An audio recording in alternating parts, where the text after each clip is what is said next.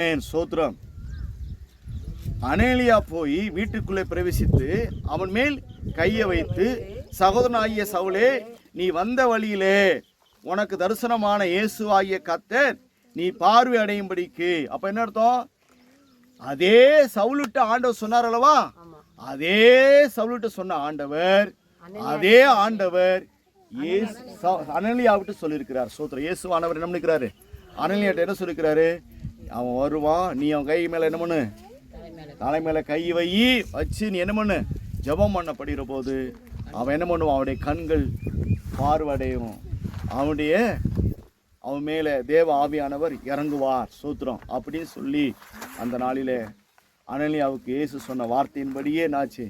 அந்த நாளிலே பரிசுத்த ஆவியானவர் சவுலுக்குள் இருந்த சவுலுங்கிற மனுஷனை பவுலாக மாறும்படி ஆண்டவர் கிரியை செய்தார். அல்லேலூயா. அதே போல் அது காரணம் என்னன்னா, பரிசுத்த ஆவியானவர். சோத்ரம். அந்த பரிசுத்த ஆவியானவர் பவுலுக்குள்ளே இறங்கின பிறகுதான் பரிசுத்த ஆவியானவர். இந்த இடத்துல வேதம் சொல்லப்பட்டிருக்கிற இந்த இடத்துல தூய ஆவியானவர் பவுலை நிரப்பின பிறகு அவனுடைய காரியங்கள் வித்தியாசமாக மாறியது. சோத்ரம். அவனுடைய காரியம் எப்படி வித்தியாசமாக மாறியது? எப்படிப்பட்ட காரியமாக மாறிச்சுன்னா, அவனுடைய கண்கள் இருக்கக்கூடிய செதில் என்னாச்சா? கீழே விழுந்தது. சோத்ரம். அதே போல தேவ ஆவியான நம்மளை நிரப்பப்படுகிற ஒரு அனுபவம் வரணும். சோத்ரம். பரிசுத்த ஆவியா நம்மளை நிரப்பப்படுகிற ஒரு காரியம். அப்ப மாம்சத்துடைய காரியங்கள் என்ன ஆகும்? சோத்ரம். டோட்டல் என்ன ஆகும்? செத்து போயிடும். அப்ப பரிசுத்த ஆவியான நமக்கு சோத்ரம்.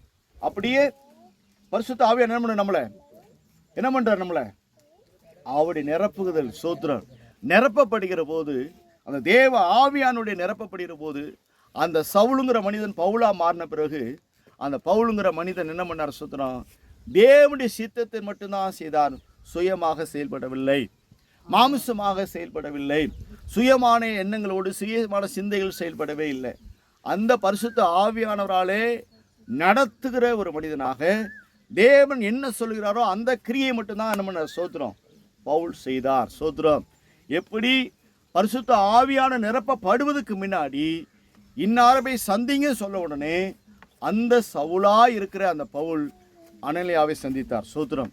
அதன் பிறகு அந்த அனலியா மூலமாய் தேவ ஆவியானவரால் நிரப்பப்பட்ட பிறகு தேவ ஆவியானவர் பவுலுக்குள் என்ன சொல்லுகிறாரோ அந்த ஆலோசனையை மட்டும்தான் பவுல் செய்தார். அல்லேலூயா.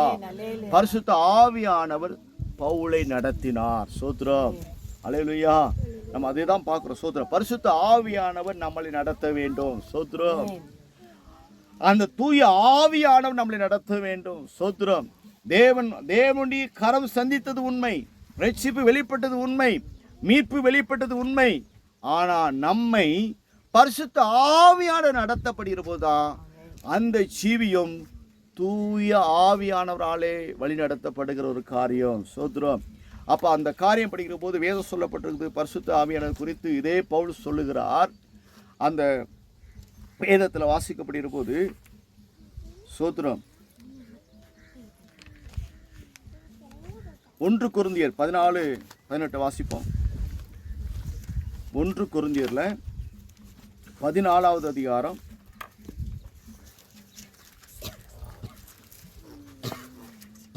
உங்கள் எல்லாரிலும் நான் அதிகமாய் பாஷைகளை பேசுகிறேன், இதற்காக என் தேவனை ஸ்தோத்திரிக்கிறேன். அல்லேலூயா. எல்லாரிலும் ஸ்தோத்திரம். எல்லாரை காட்டிலும் ஸ்தோத்திரம். அதிகமாக என்ன பாஷை பேசுறாரா? அந்நிய பாஷையை யாரை பார்த்து சொல்லுகிறார்? யாரை பார்த்து சொல்லுகிறார்? சபையை பார்த்து சொல்லுகிறார். இயேசு கிறிஸ்துவோடு கூட இருந்த சீசர்களை பார்த்தும் சொல்லுகிறார். சோத்திரம். நல்லா புரிஞ்சுக்கொள்ளணும். சோத்திரம். ஆமென். சோத்திரம். இயேசு கிறிஸ்துவோடு இருந்த சீசர்களை காட்டிலும் சோத்திரம். அந்த சீசர்கள் அந்த மேல்வீட்டு அறையில 120 பேரோட நிரப்பப்பட்ட அவர்களை காட்டிலும் அதிகமாக யார் பேசுறாங்களா?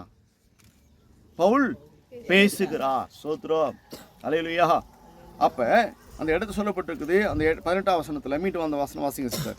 உங்கள் எல்லாரிலும் நான் அதிகமாய் பாஷைகளை பேசுகிறேன், இதற்காக என் தேவனை ஸ்தோத்திரிக்கிறேன். அல்லேலூயா. கர்த்தருக்கு மகிமை செலுத்துறான். அப்ப அதே போல நம்ம ஆண்டவரிடத்துல நாம் தேவனிடத்தில் பரிசுத்த ஆவியானவரை நம்ம பெற்றுக்கொண்டு அபிஷேகத்தை பெற்றுக்கொண்ட பிறகு நம்ம என்ன பண்ணுமா, இன்னும் அதிகமாக பாசைகளை என்ன பண்ணுமா, சோத்திரம், ஒவ்வொரு நாளும் பாசைகள் என்ன பண்ணுமா, விருத்தி அடைய செய்யணும், பெருக பண்ணணும். சோத்திரம், பாசைகளை என்ன பண்ணணுமா, விருத்தி அடைய செய்யணும். சோத்திரம், அதிகமாக பேசணும். நேற்று பேசின பேசைகளோடு, நேற்று பேசின வார்த்தைகளோடு, நேற்று புரிந்து கொண்ட அந்த பாசைகளோடு இருக்கக்கூடாது. இன்னும் அநேக பாசைகளை பேசுவர்களாக மாறணும். அதை தான் அன்றைக்கி இப்போ வாசித்தோம் அல்லவா, அப்போஸ்தலர் 2ஆம் அதிகாரத்தில் அநேக தேசத்தாரும் வந்திருந்தார்கள். அநேக தேசத்தாருடைய செம்ம பாசைகளை அந்த நாளில் பேசினவர்கள் எல்லாரும் பேசினார்களாம். சோத்திரம், அவர்கள் அதை கண்ட பிறகு என்ன பண்ணா, இது ஆச்சரியம், எப்படி எங்கள் பாசையை பேசுகிறாங்கன்னு சொல்லி ஆச்சரியப்பட்டது போல அதோடு இருந்துடக்கூடாது. சோத்திரம், இன்னும் என்ன சோத்திரம், அதே போல் இருந்துடக்கூடாது. இன்னும் அநேக பாசைகளை, அநேக மொழிகளை பேசக்கூடிய பாசைகளை மட்டுமில்லை, தேவனோடு பேசுகிற பாசை மட்டுமில்லை, அநேக ஜனங்களுடைய பேசக்கூடிய பாசைகளை பேசுவர்களாக இந்த பவுல் மாறினார். சோத்திரம், இன்றைக்கும் வேதத்தில் பார்க்குறோம், இன்னைக்கு உலகத்தில் பார்க்குறோம், எத்தனையோ பாசைகள் பேசுகிறார்கள். அந்த பாசைகள் இன்னும் என்ன இல்லை, எழுத்து வடிவமாக இல்லை. சோத்திரம், எழுத்து வடிவமாக இருக்கா?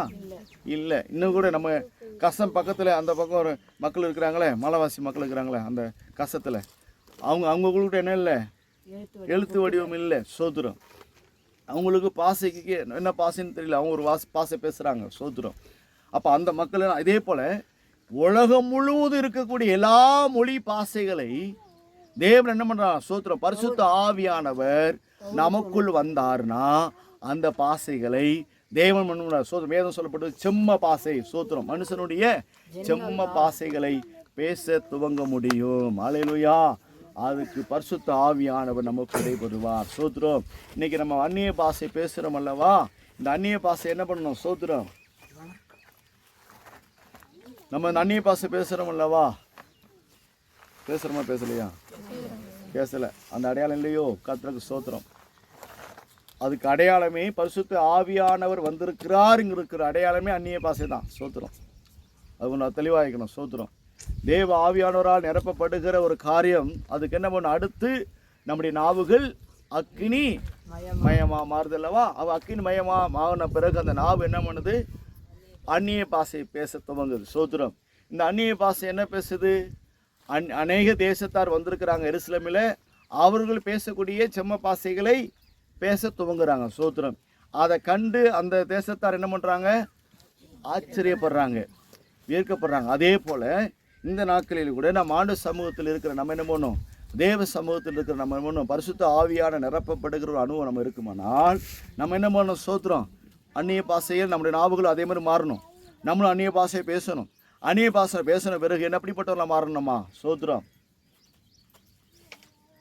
அந்த அந்நிய பாசை பேசுகிற நான் எனக்கு என்ன பண்ணணும், குறிந்து என்ன சொல்லுது, விளக்கத்தை என்ன பண்ணணும், சோத்திரம், தெரிவிக்கணும். சோத்திரம், என்ன பாசை நான் பேசுகிறேன் என்பதை அது நமக்கு உங்களுக்கு புரியக்கூடிய பாசையில் என்ன பண்ணணும், யாக்கனம் பண்ணணும். சோத்திரம், புரிந்து இப்போ நான் உங்களுக்கு என்ன பாசை தெலுங்கில் பேசுகிறேன், தெலுங்கில் உங்களுக்கு புரியுமா, செம்ம பாசை, அந்த தெலுங்கில் நான் என்ன பண்ணணும், அந்த பாசையில் உங்களுக்கு புரியக்கூடிய பாசையில் பேசணும். சோத்திரம், யாக்கனம் பண்ணி கொடுக்கணும். சோத்திரம், அதுதான் தேவாவியானவர். சோத்திரம், அதுதான் ஆவியானவர் பேசுகிற ஒரு காரியம், அதுதான் ஆவியான நிரப்பப்படுகிற ஒரு காரியம்.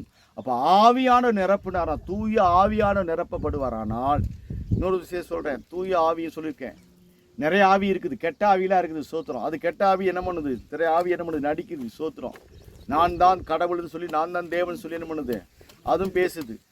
ஒரு இடத்துல நான் அப்படி தான் கண்டுக்கிட்டேன். சோத்திரம், ஆஹா, இயேசு ஊழியந்தூதன் ஆவி, மோசமான ஆவி. சோத்திரம், ஆமாம், அப்படிலாம் நிறைய சில கண்டுக்கிட்டேன். சோத்திரம், அப்போ அதே போல் நம்ம தேவ அதில் ஆவியான நமக்குள்ளே இருந்தார்னா, இது நல்ல பரிசுத்த ஆவியானவரா